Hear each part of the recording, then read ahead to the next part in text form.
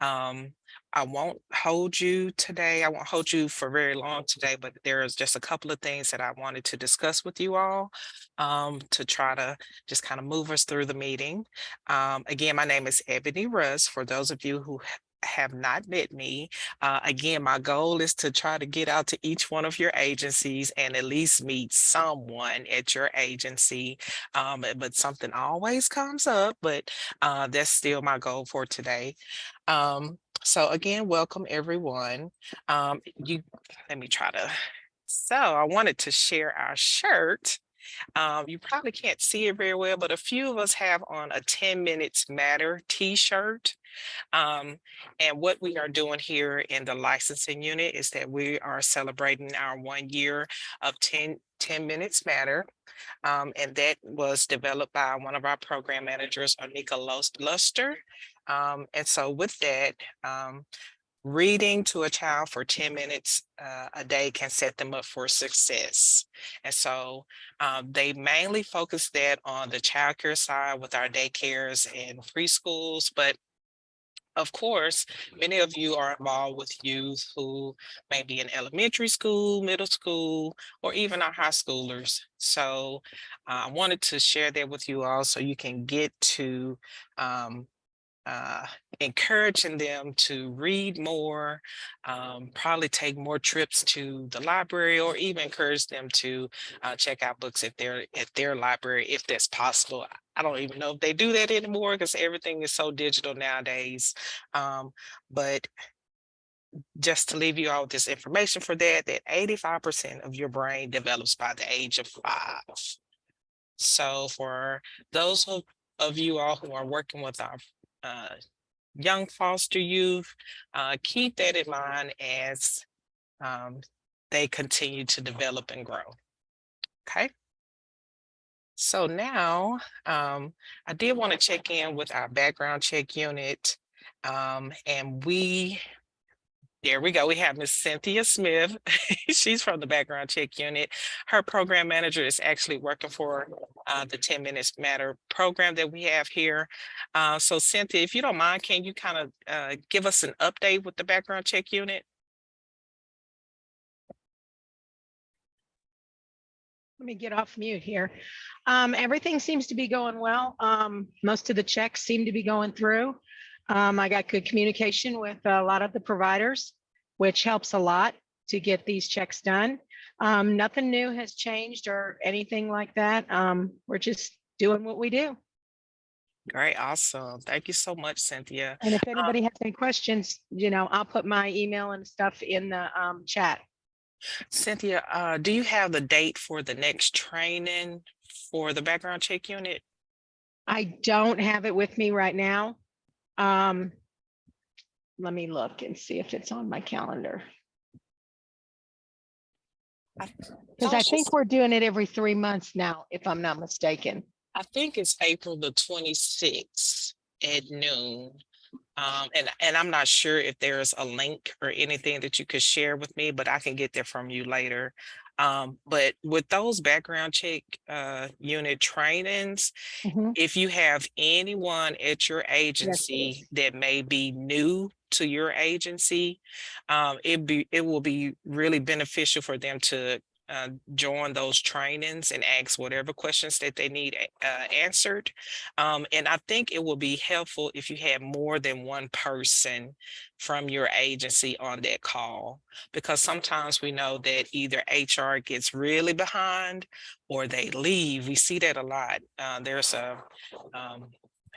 There's not high retention for HR managers in some areas. So just having someone else available who kind of knows, the ins and out of what to do for those background checks would be helpful. So that's just my suggestion for you all, to have more than one person on that background check unit training. And once Cynthia or Kayla, if they can get back with me, I'll send that link out to the training for you all, just so you can have it. Again, it's not mandatory, but it's very helpful. And they do have those every 3 months. Yes, ma'am. It is April 26th. Okay. Thank you, Cynthia. Okay, so next, today's topic is about food insecurity among our children and youth. And what I wanted to do is, and I don't know if this is gonna work, but I wanted to show you all just it's a 3-minute video that I found to be very helpful when it's concerning the topic of food insecurity with our children and youth. So I'm gonna see if I can play it. If I can't, we'll just kind of discuss the information and kind of get some feedback from you all. So give me just a second.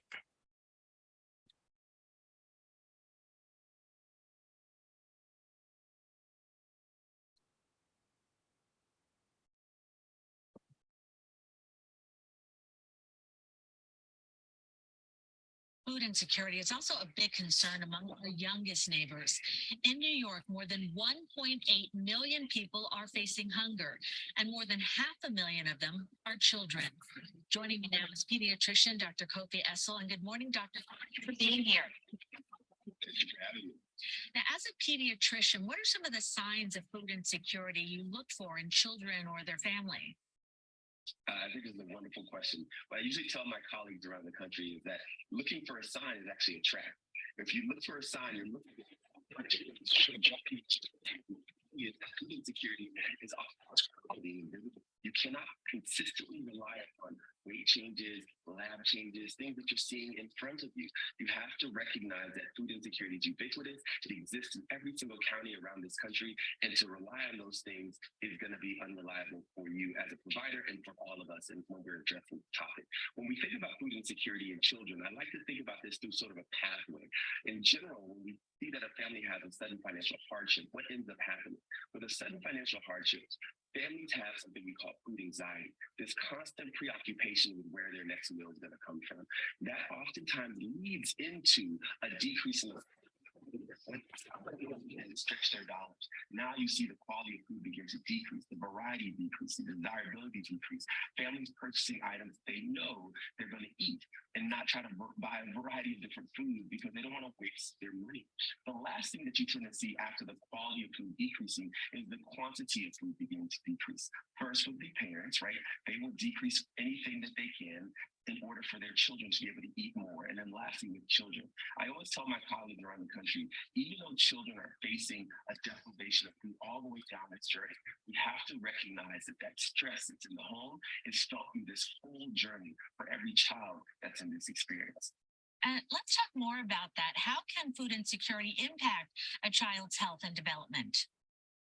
When I think about the role of food insecurity affecting one's health and development in children, I like to think through the lens of stress, especially this term that we use called toxic stress. When families and individuals are experiencing food insecurity, we need to understand this. Food insecurity typically doesn't travel by itself. It goes along with a variety of other social stresses as well. It just happens to be one of the first things that drops because why? The food budget is so flexible at times. Families can stretch it and do a variety of things with it to get by. So the thing that occurs is because of this toxic stress, we see that, especially with younger children, we see significant changes occurring in the brain. We see parts of the brain increasing in size permanently. We see parts of the brain shrinking in size permanently.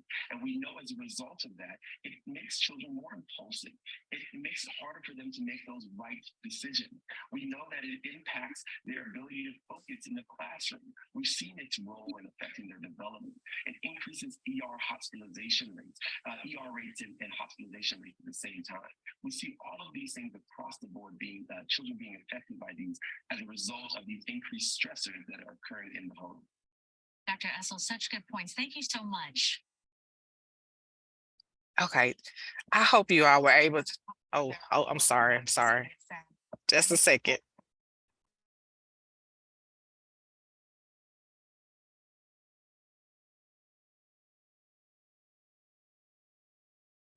Okay, I hope you all were able to hear that.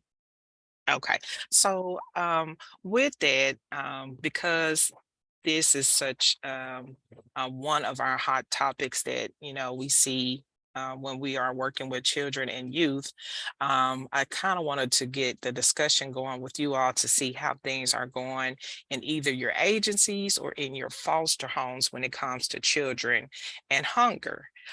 So being a parent myself, I can truly say that I have dealt with some hangry children. And so with that, I know that there's a change in the attitude. Sometimes they're really short, or they're just really drowsy, and they really want to do anything. But once I get some food in their bellies, they're all good. So. Um, One question that I have for you all, and anybody can please respond, is do any of you feel that hunger in children and youth in either your foster homes or in your facilities has led to any behavioral concerns?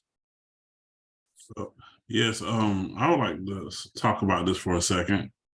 Um, I think when I became a TBRI practitioner, a part of one of the principles is empowerment, and studies show that like when your brain operates 25% less effective when you're thirsty, and when you're hungry, it can increase like levels of cortisol and your excitatory hormones.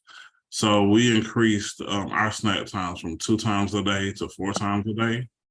And we not only just increased them, we looked at the time, and like in the morning, a lot of our times our kids don't eat because they don't sleep well or they're affected by their medication. So we got snack time at 10 to 4 and 8, 4 and 7.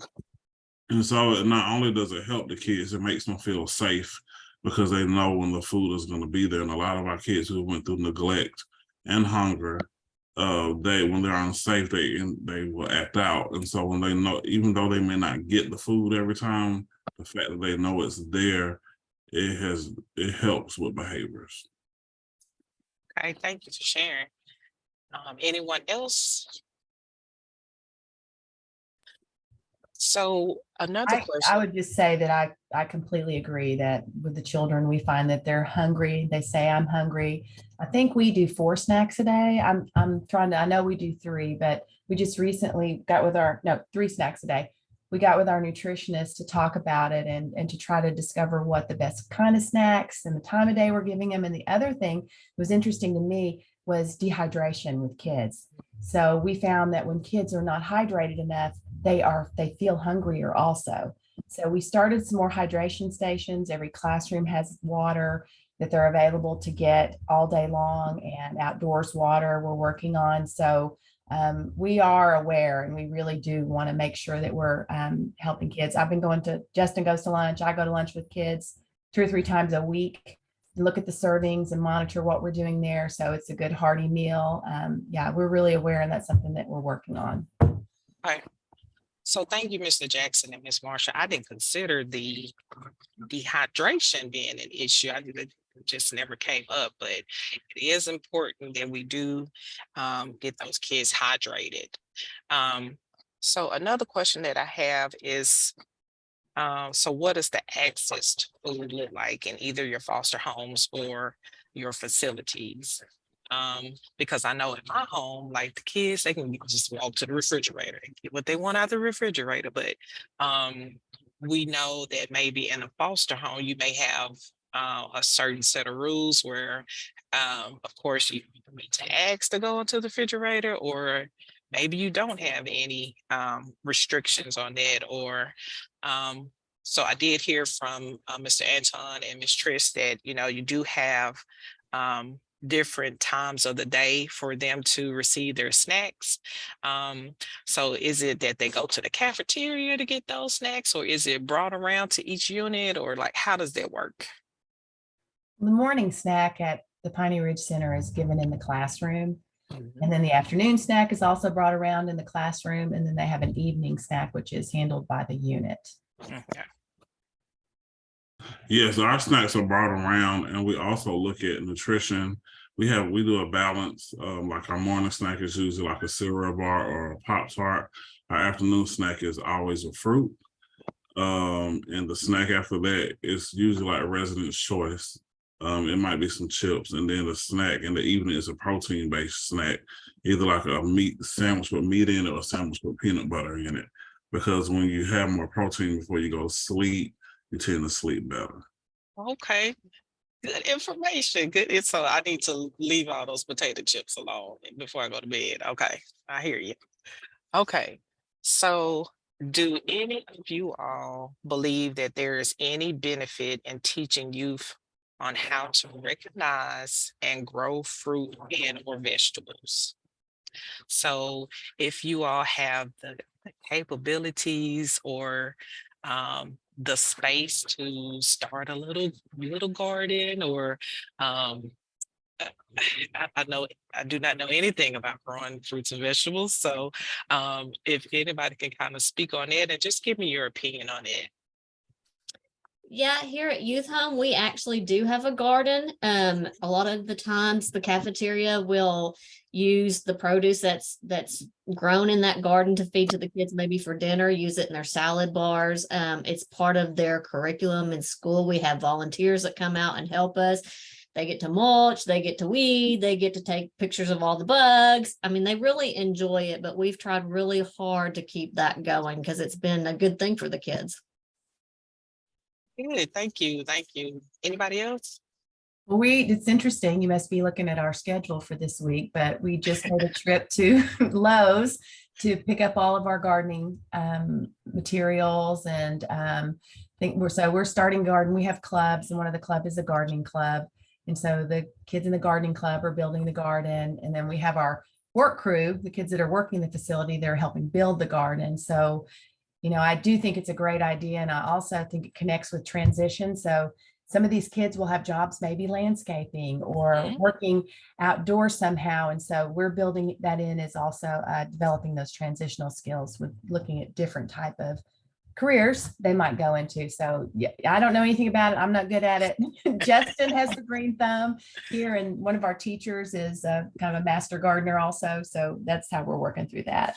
Okay, so Trish, I'm gonna challenge you just like I'm gonna challenge myself. We're gonna learn something about growing something. I will go out there and definitely eat produce, but Yeah, so that's really good because even myself, like I can go to the grocery store and there may be some, fruits or vegetables that I had never seen before. And now, if I can't see the name of it, I wouldn't know the name. I'm like, I don't know what that is. I'm not eating it.